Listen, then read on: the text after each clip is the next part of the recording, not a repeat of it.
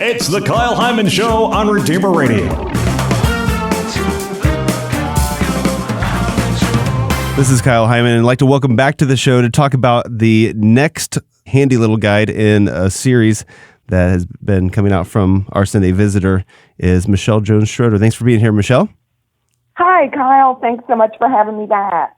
Yeah, last time we talked about adoration, and you've got more handy little guides out here for us. So today we're going to talk a little bit about confession. So I kind of feel like, with kids, if they do something wrong, we might do some kind of a punishment so that they learn from their mistakes. And I feel like sometimes confession gets that kind of a rap, that it's a punishment for the mistakes that we make. Is that a good way to look at confession, or is that a little bit of not a good representation of what confession is? It's really not, but it's so common. I mean, it's like the grown-up equivalent of getting called to the principal's office in so many of our minds, So, but that's really not at all the way we should look at it. And that's what I try to help people with in this booklet, just to, get them over some of the concerns they have, the things that hold them back.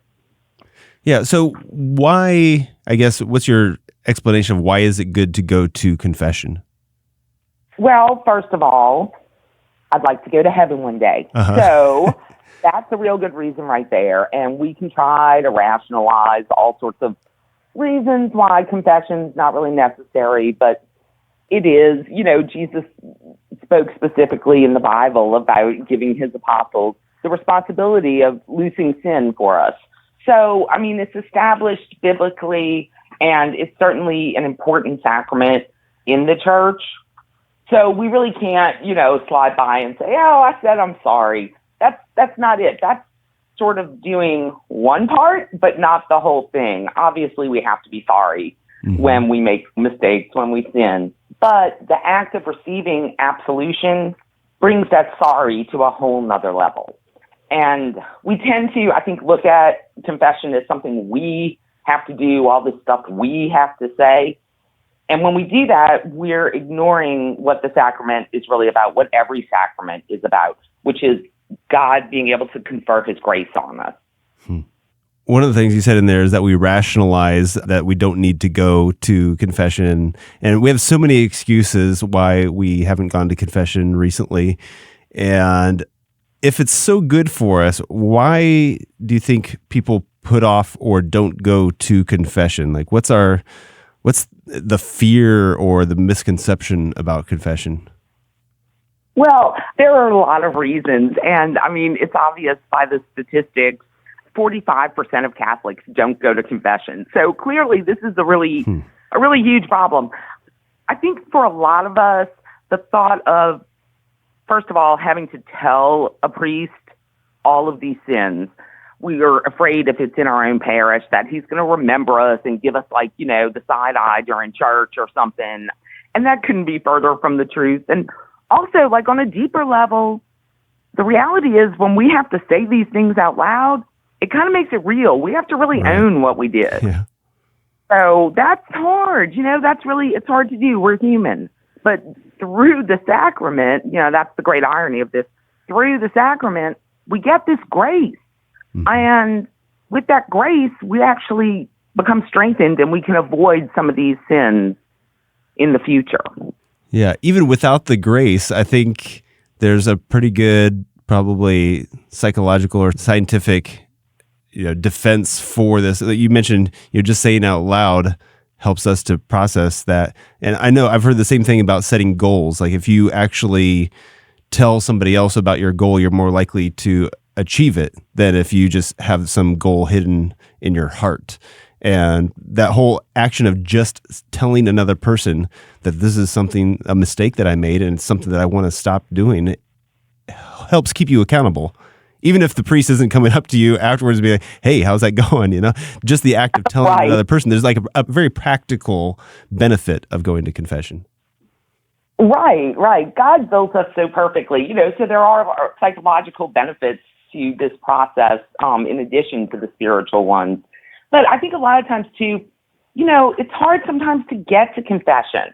We have to make sacrifices to do it. It's not maybe offered really close to us or at a time that's convenient. So we basically, I think just our human nature, we look for any excuse. But the reality is that there's really no excuse that's going to suffice in this situation. And we've just got to, kind of put on our big kid pants and get over it. So, yeah. You mentioned the obvious benefits from healing from our past that confession can help us with, the sins of our past. And you said that we get grace to help us in the future. How else does confession really help us to be better people in the future besides just the grace that we receive? Well, I think part of it is it causes us to think about what we're doing before we do it. If we have just confessed, maybe being short-tempered with somebody, and we're in a situation where it would be really easy to be short-tempered again, you think, oh, I just confessed this. Do I really want to put that back on my list? Just, I think, helps bring awareness and bring a recognition of our actions so that we kind of look at them a little. We pause for a second before we do something and say, oh, wow, didn't the priest just, give me penance for this last week or whatever? So I think it helps from that standpoint too. We're talking with Michelle Jones Schroeder, and we're talking about the handy little guide, confession. We talked back in episode 540, we talked about the handy little guide, adoration, which is, they're just these nice little small pamphlets. There's another one on Holy Spirit that we'll have to talk about at another time. But what are some of the keys to making a good confession? What are suggestions or tips would you have? Well, and this kind of ties into adoration. I love to prepare for confession when I'm in adoration. I mean, you're sitting there in front of Jesus. It's going to keep you honest. You're not going to be able to go, well, that wasn't that bad, So I think adoration is a great time to prepare, or just any time when you can be quiet, just kind of quiet yourself for a few minutes and start with the 10 Commandments. I mean, start kind of going through the big things and then just start looking at the things that you struggle with. I mean, we know the things that we struggle with. We typically know when we sin, we don't always have the strength to stop ourselves, but we know after we've done it.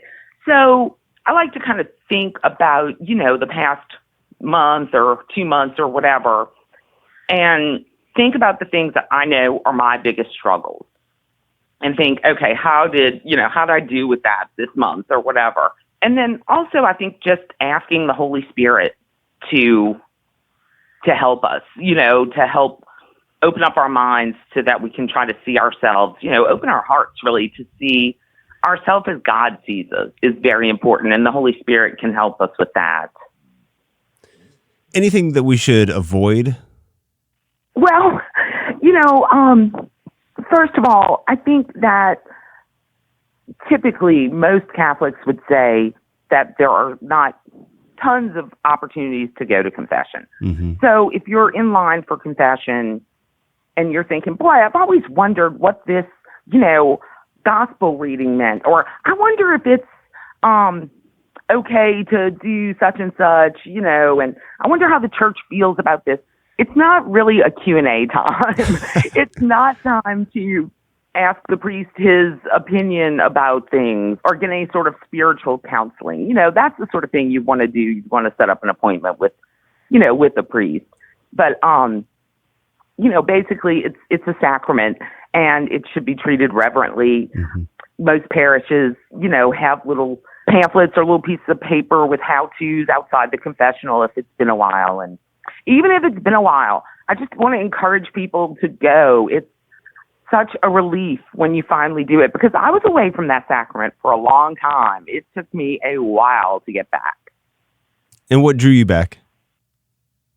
It was just ripping off a Band-Aid. I heard a priest talk about something one day in his homily, and I thought, I have just got to do this. I can't keep putting it off. I can't keep making all these excuses, And I finally went, and boy, once I did, it was really life-changing in terms of growth in my faith and growth for me as a person. So I find now I really I go really regularly, and, we're supposed to go twice a year. That's kind of the rule as Catholics, but, it's wonderful to go more than that. If, even if you're not necessarily committing mortal sins, every 3 months or anything, which hopefully we're not all committing a lot of mortal sins, but just even, confessing venial sins just kind of helps you keep everything neat and tidy. It's just a way to sort of clear out stuff and receive that grace. What would be your encouragement to somebody who either thinks that they don't need to go to confession because they really haven't done anything that bad, or, is in the situation where it's been a long time since I've been to confession, and it's just keeps, the longer I wait, the more, nervous I get about going, the more I don't want to go. What would be your words of wisdom?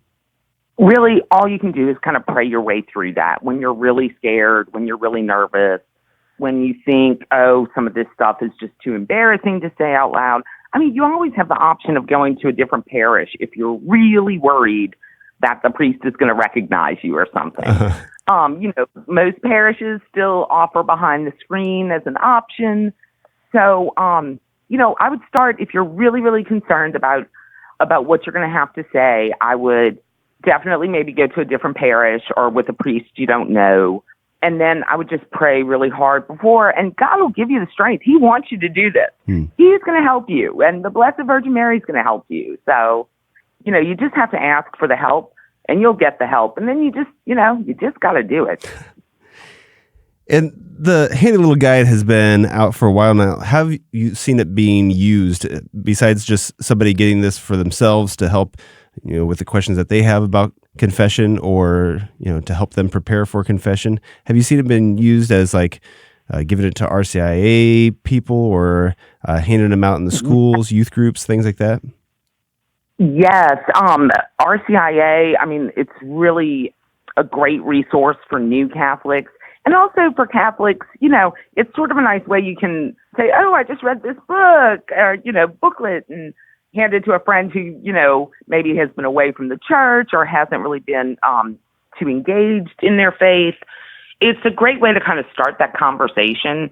And it's not a heavy theological read. I mean, it's a light, real life, personal experience kind of booklet. And it's, a real quick, easy thing to read. So it's great to give to people who, you want to start that conversation with and you don't know how. Is it the kind of thing you hand to somebody like, here, you really need to go to confession. I can tell. Like, you should read. Is that subtle enough? Yeah, exactly. But you know what I mean. It can be, it can be a conversation starter. Sure. Yeah. All right. So where's the best place to get the book? You can get it on our Sunday Visitors website. I also love supporting local Catholic bookstores, so check there by all means at one near you, and also on Amazon. All right. Again, it's the handy little guide, Confession. Michelle Jones Schroeder is the author. You can also check out her handy little guide, Adoration, and hopefully we can have you back on soon to talk about the handy little guide, Holy Spirit. Thanks for joining us, Michelle. Sounds great. All righty. Thank you.